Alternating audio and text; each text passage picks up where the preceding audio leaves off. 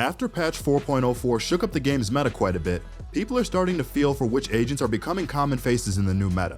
With that being said, let's keep you up to speed on what agents are currently hot in the meta and where everyone is ranked so far in Act 2.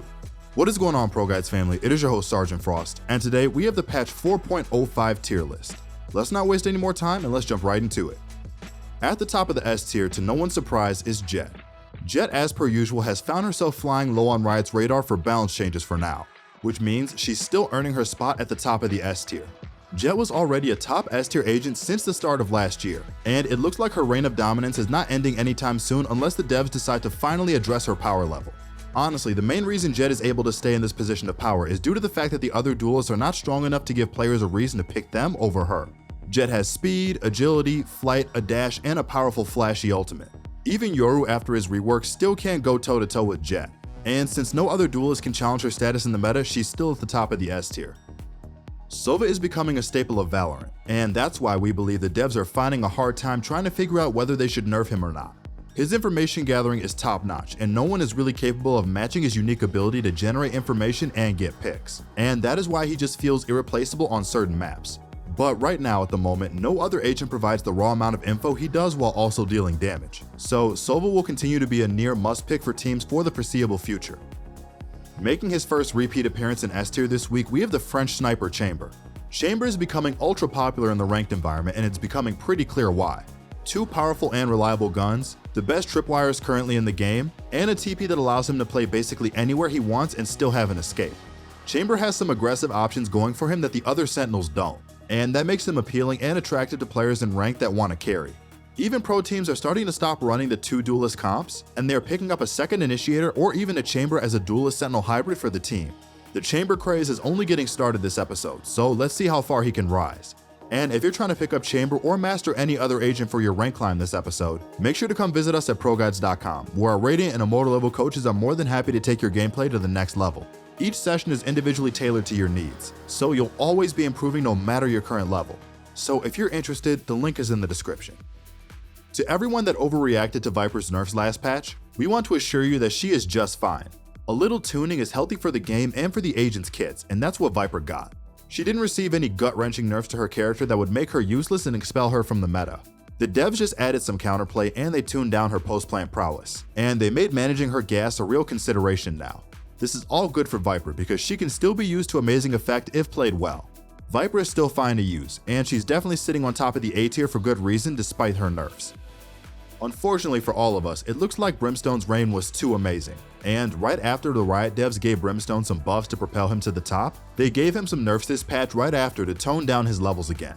Brimstone lost his second stim beacon, which takes away some of the fluidity he once had with how easily he and his team could take space.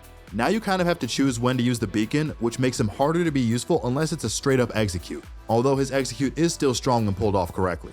Brimstone is still a meta smoker this patch despite the nerfs, and that should be the main focus of how you use his kit.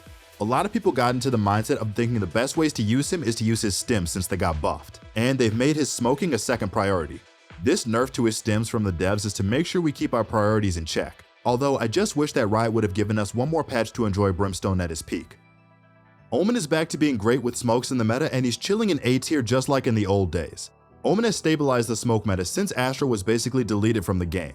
He's mobile, his blind is much more tuned now, his smokes now deploy much faster, and he's a much better version of himself overall, and it's showing in game. Omen is a close alternative to Brimstone and is preferred on maps where fakes are more common and also more verticality is possible, like Icebox per se. He's proven he can still handle the role of main smokes, and this is making his pick rate go back up to what it used to be before the days of Astra and Viper. Even though he's down a couple of spots, KO is still a rising star in the meta. KO holds onto his place in A tier with how strong his kit has started to become as the community has embraced his suppression mechanic fully. KO is proving that he is the best initiator for skirmishing when on attack. Soba's dart is nice to see inside of a site, but nothing is more powerful than landing a multi-man suppress inside of a bomb site before your team charges in. KO is an agent that dominates games because he forces the enemy to play by his rules, and he takes their tools away from them, which gives his team a brief inherent advantage. Not many other agents have tools like this, and that's why KO is in the A tier. An interesting pick in our A tier this patch once again is Reys. Reys is an interesting agent currently in the game. She hasn't received any buffs or nerfs recently, yet she is still slowly but surely rising in pick rate in the meta. A lot of people are blaming the entire duelist class outside of Jett just sucking right now, and that's why she's rising. But if you look deeper, Reys has utility in her kit that synergizes well with the current meta cast, and it also allows her to be a dominant force on attack and defense. No other duelist has the speed and agility to be a lead entry fragger on attack, while also having enough firepower and AoE damage to keep teams in check on defense. Reys is a worthwhile agent to learn because she brings a great mix of utility to maps like Bind and Split where her utility shines. Skye is not doing bad, but she's also not great either in the meta. KO has officially replaced her as the best dueling initiator in the game right now, and Skye's utility isn't as valuable as it once was in the past overall. Her heals, ultimate, scouting dog, and versatile flashes are all nice to use in practice, but Soba's info gathering and KO suppression all take precedence over her utility in the current meta. Skye doesn't need buffs because that would make her a repeat offender on the same problems she had in the past, but she doesn't need any more nerfs because then she will become useless. If there is one agent in the meta that is currently in purgatory right now, it's definitely Skye. We will start this section off by saying that Killjoy is still a good sentinel. She is still more than capable of being a premier sight denial sentinel. Her turret losing some of its slow did affect her a little bit, but her ultimate, nanobot, and molly still give her the utility she needs to work with to succeed. The main reason KJ is down at the bottom of A is because Chamber is the new popular sentinel in the game that's taking playtime away from her. That and also KO's resurgence as well as Breach's direct counterplay to KJ is making her harder to pilot like she used to, and that affects her gameplay quite a bit. But of course, you have to keep in mind that despite all of these things, she's still a great sentinel in the game, and she's definitely the best defensively minded agent currently. So why did Yoru go down to B tier even though we were so high on him after his rework? Well, he has potential, but he hasn't really had a specific team use him yet, and it's still hard to tell whether other teams will try to run him in the future. But he's definitely way stronger than he was before his rework. In high-level play, no one touches Yoru right now even though he has promise. Whether that's because it's VCT and pros aren't willing to take the risk to learn him at the moment, or whether it's because pros don't trust him because they don't see value in his kit. Yoru's true potential is still yet to be seen. But him being absent in pro play doesn't mean he's not a demon in rank currently. He's more than formidable in your ranked games, and the chaos he brings is perfect for the ranked environment. Second up in the B tier, we have Cypher. The thing you need to understand about Cypher is that in a Cypher main's hands, this agent can still rip teams apart and be a nuisance to deal with in game, even to the point that he's a close alternative to Killjoy or Chamber on some maps in pro play. The problem is, if you're not an adept Cypher main, it's not worth picking him over more powerful sentinels like Chamber, Killjoy, and even Sage sometimes, to be honest. He's a great agent, but if you weren't already good with him, we recommend you look at the other sentinels to fulfill your in-game needs. Neon is in a unique spot right now. She is a useful duelist, but not many teams are getting on her hype train and making her a main staple of their team comps. She is starting to become used by teams like Team Liquid, and it's possible that Neon is starting to see more play, although she doesn't seem to be a standard for any team. Neon can be used if you find ways to incorporate her speed and entry pathing into your team comp, but most players in rank don't know how to play around a Neon to accurately support her and play off her playmaking abilities. Neon just needs some more time in the game with people getting used to her, and then she will become a bigger pick in the future. At the bottom of the Sentinel class at the moment is Sage.